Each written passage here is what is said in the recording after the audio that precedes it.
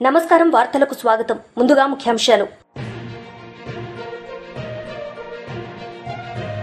డల్లాస్లోని Texas విశ్వవిద్యాలయంలో విద్యార్థులతో కేటీఆర్ సమావేశం. ఈ సందర్భంగా ప్రసంగం.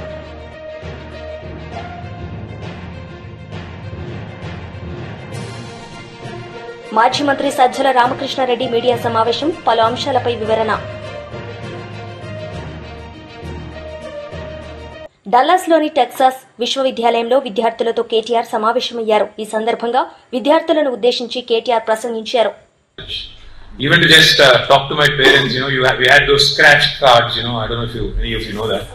Those stupid scratch cards, you have to do that, and then you literally were counting because you're a student, you don't have enough money, and you don't want to burn a hole in your parents' pocket. So you would want to be judicious, right? So డబ్బులు ఎక్కువ ఖర్చు పెడుతున్నామని guilty feeling ఉంటుంది, parents డబ్బులు కదా అని. అట్లాంటి phone చేసి 10 నిమిషాలు మాట్లాడదామంటే కూడా ఇండియాలో ఎస్టీడీ బూత్లు ఉండేది ఒకప్పుడు, ఐఎస్డి ఎస్టీడీ బూత్లు. అది చూస్తూ మాట్లాడాలన్నమాట. అది ఎట్లెట్లా దాని రేటు పెరుగుతుంటే అట్లా మన బీపీ పెరుగుతుంది.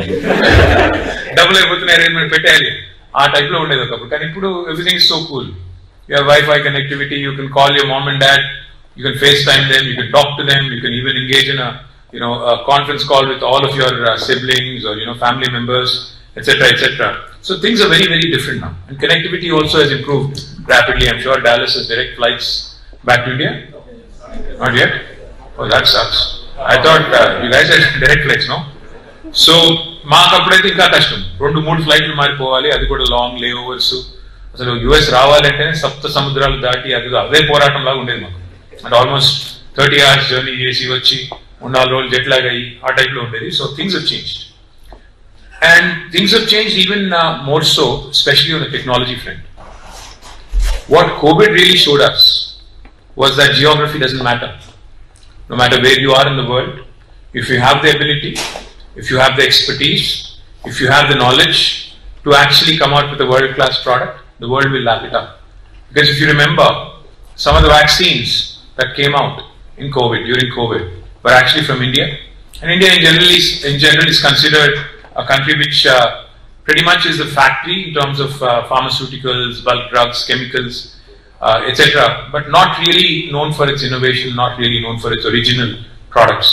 But during COVID, 3 vaccines that were created came out of India, and they became super popular. Covaxin, of course, all of you know, Bharat Biotech. And then there was another one called Corbevi from Biologically. And then there was a third one as well. All 3 of them actually came from India, and more so, proudly for us, 2 of them came from Hyderabad, which again is a huge thing. So, COVID lo manam edaithe chusamu that ekkado ఇండియాలో తమిళనాడులో ఒక చిన్న మారుమూల పల్లెలో కూడా ఉండే ఒక వ్యక్తి ఇక్కడ యుఎస్ లో ఉండే ఇంకో కంపెనీకి ఇంజనీరింగ్ సొల్యూషన్స్ కానీ డిజైన్ సొల్యూషన్స్ కానీ without much of H provide చేయగలుగుతున్నారు. చక్కగా వాళ్ళకి కావాల్సిన పద్ధతుల్లో ఆల్మోస్ట్ 99% ప్రీ కోవిడ్ ఎఫిషియన్సీతో పనిచేస్తున్నారు. జస్ట్ కనెక్టివిటీ ఉంటే చాలు అని వచ్చిన తర్వాత real innovation has become a topic which basically surpassed all geographical and all other boundaries that we tend to have. That's one thing we all need to remember.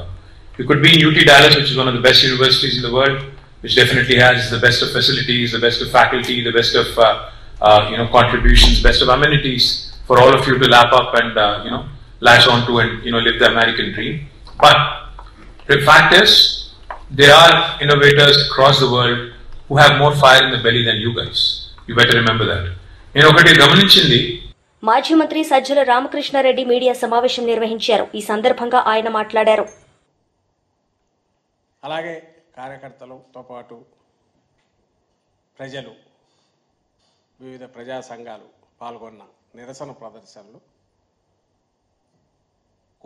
ఆ ప్రదర్శనలకు వచ్చిన స్పందనను బట్టే తెలుస్తుంది ఈ వ్యతిరేకత ఎంత ఉందనేది. అందులో హై ఎక్స్పెక్టేషన్స్తో రిజల్ట్స్లో స్వీప్ చేసిన కూటమి. ఇదే పరిస్థితి 2019లో వచ్చింది. మా పార్టీ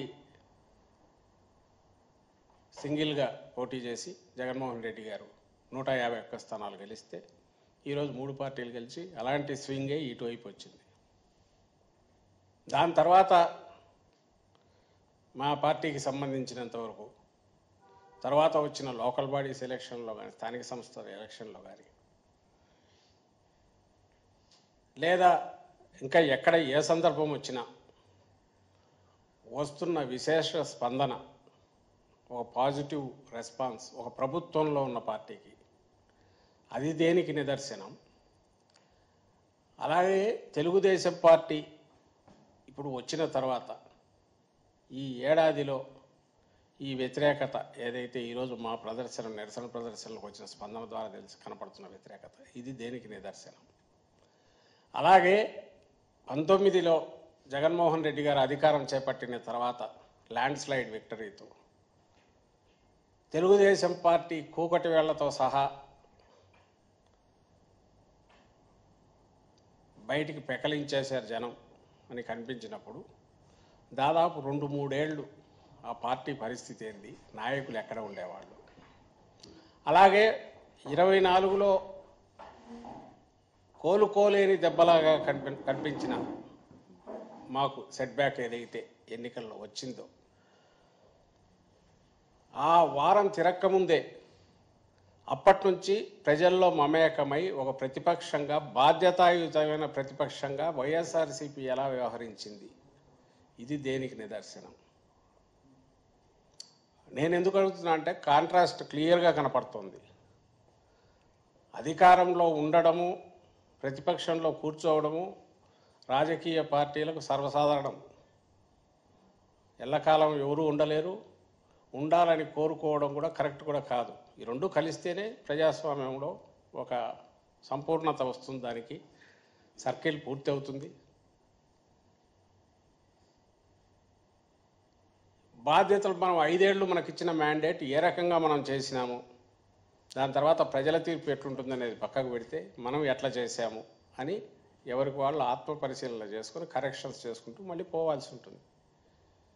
కానీ ప్రజల్లో ఉండడం అనేది ప్రధానమైన ప్రాతిపదిక.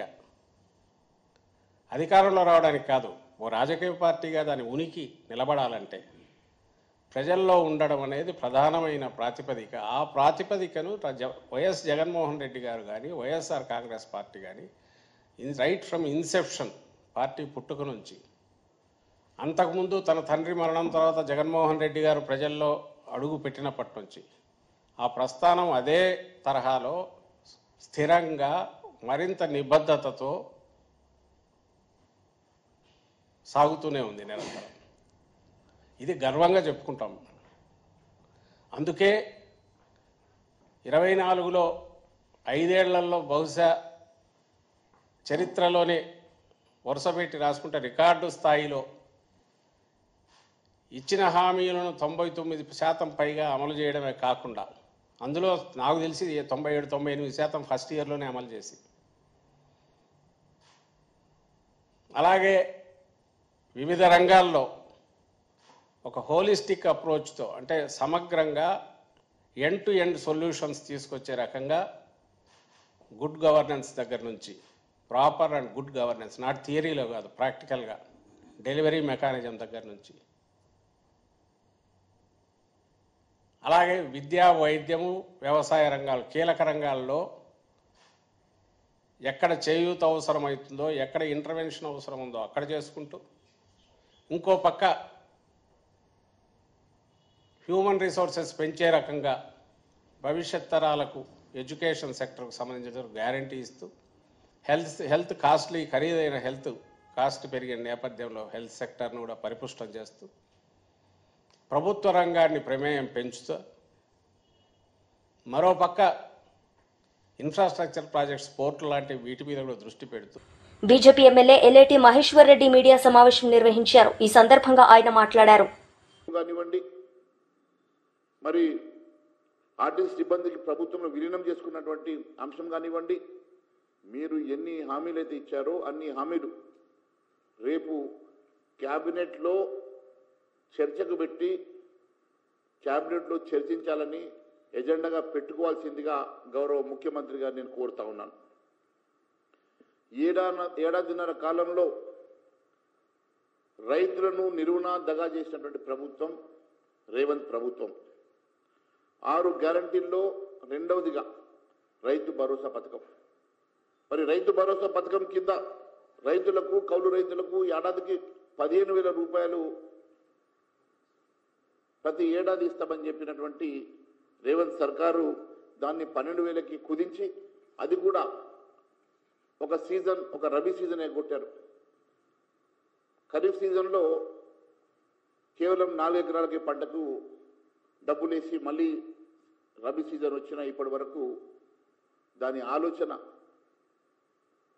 చేసే దిశగా కూడా ప్రభుత్వం ఆలోచన చేస్తలేదు.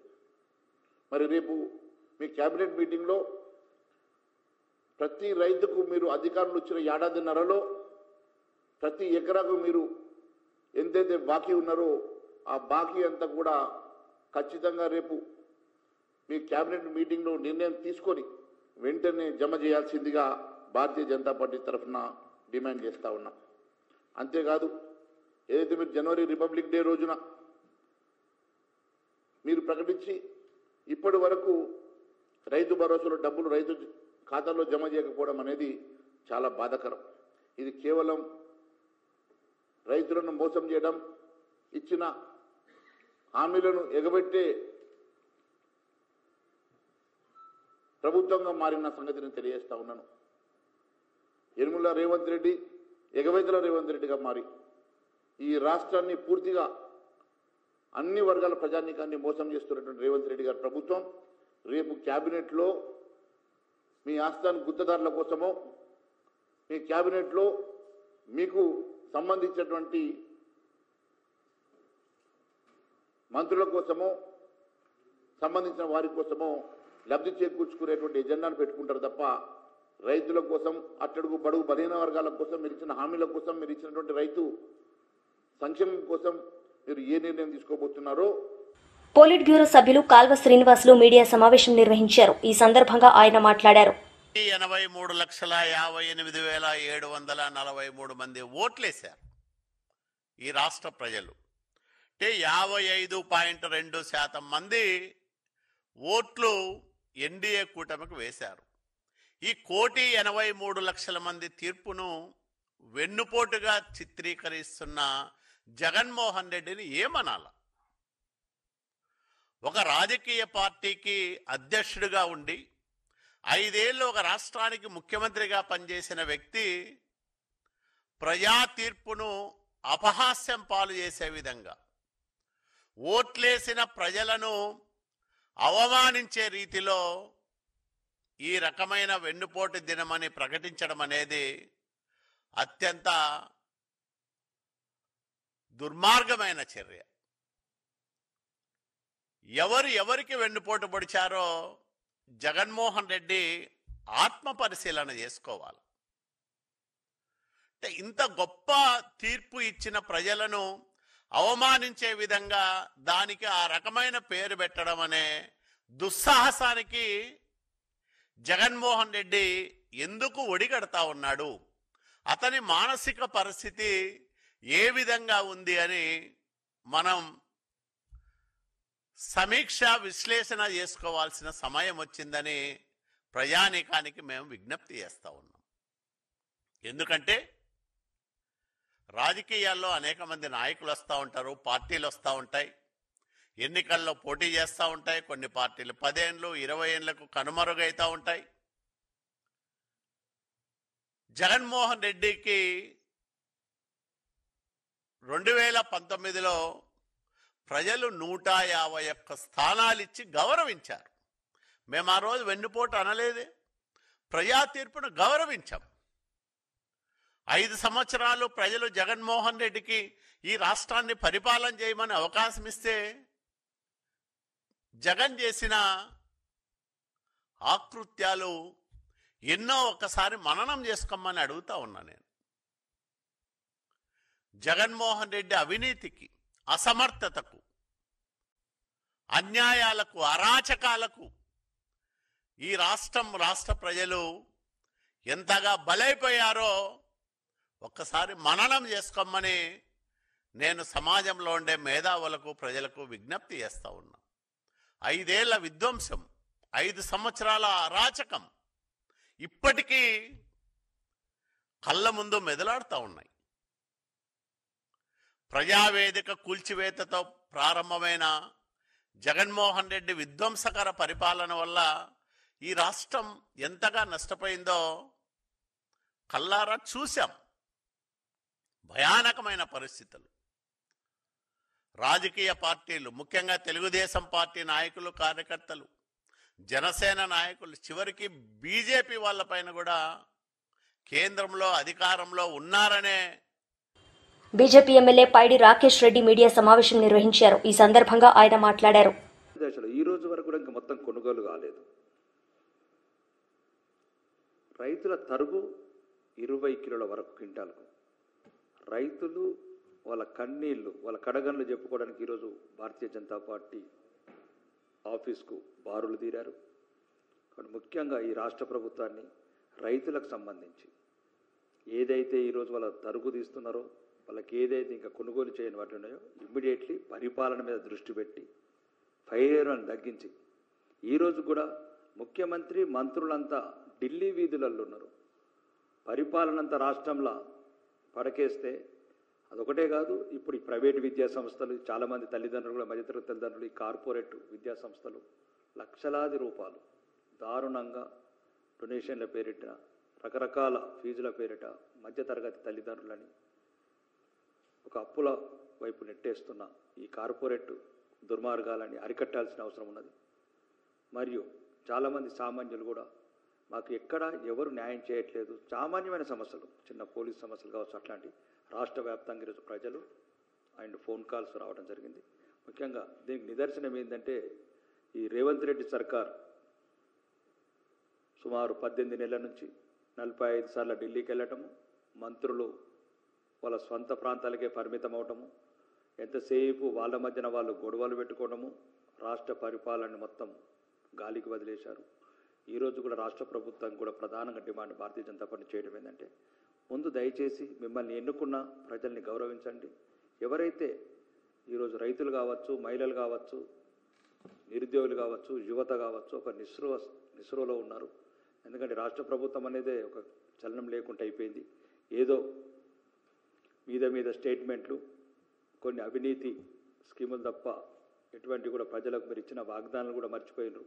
మొత్తానికి ఏదో కొత్త పేర్లు తీసుకుంటా కొత్త రకం మోసాలకు తెరలేపుతున్నారు. ముఖ్యంగా ఈరోజు రాష్ట్ర వ్యాప్తంగా వచ్చిన డిమాండ్లు ఏంటంటే, విద్యార్థులకు జాబ్ క్యాలెండర్స్, మరి రైతులకు ఏదైతే మీరు తరుగు పేరు మీద సుమారు 20 కిలోలు తీశారో ఆ తరుగుకు నష్టపరిహారం మీరే ఇవ్వాలి.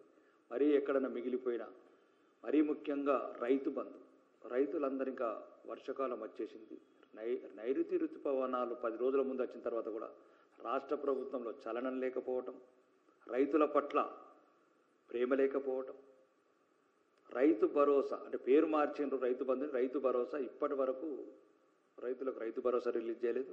ముఖ్యంగా తెలంగాణ రాష్ట్ర వ్యాప్తంగా రైతులంతా ఒకటే డిమాండ్ చేస్తున్నారు, ఇమ్మీడియట్లీ రైతు భరోసా విడుదల చేస్తే మాకు ఏదైతే రైతు పెట్టుబడి సాయం కింద. వార్తలు ముగించే ముందు ముఖ్యాంశాలు మరోసారి. డల్లాస్లోని టెక్సాస్ విశ్వవిద్యాలయంలో విద్యార్థులతో కేటీఆర్ సమావేశం. ఈ సందర్భంగా ప్రసంగం.